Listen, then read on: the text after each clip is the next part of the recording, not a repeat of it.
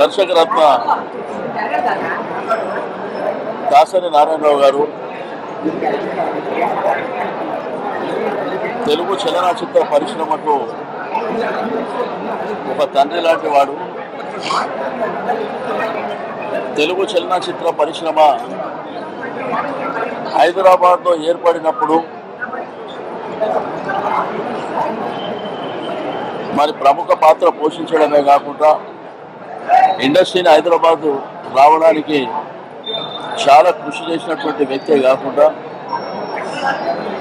ఒక డైరెక్టర్గా 151 చిత్రాలు నిర్మించడం,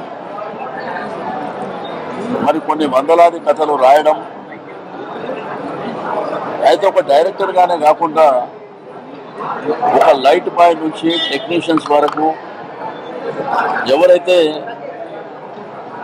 ఆ చలనచిత్ర పరిశ్రమలో పనిచేసేటువంటి పేదవాళ్ళకందరికీ దేవుడుగా ఉన్నటువంటి వ్యక్తి.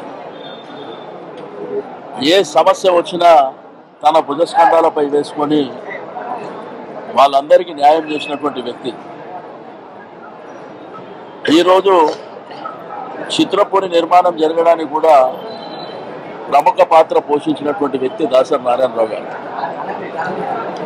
ఈరోజు ప్రపంచంలో ఉన్నటువంటి తెలుగు వాళ్ళకు కూడా ఆయన అంటే చాలా ఇష్టం, చాలా పెద్ద అభిమానులు ఉన్నటువంటి వ్యక్తి.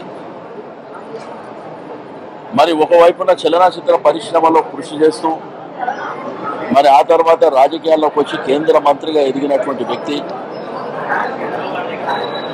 75 సంవత్సరాలు వారికి ఇప్పుడు ఉన్నప్పటికీ కానీ చివర ప్రాణాలు వదిలే వరకు కూడా చలనచిత్ర పరిశ్రమలో పులిలాగా బతికినటువంటి వ్యక్తి.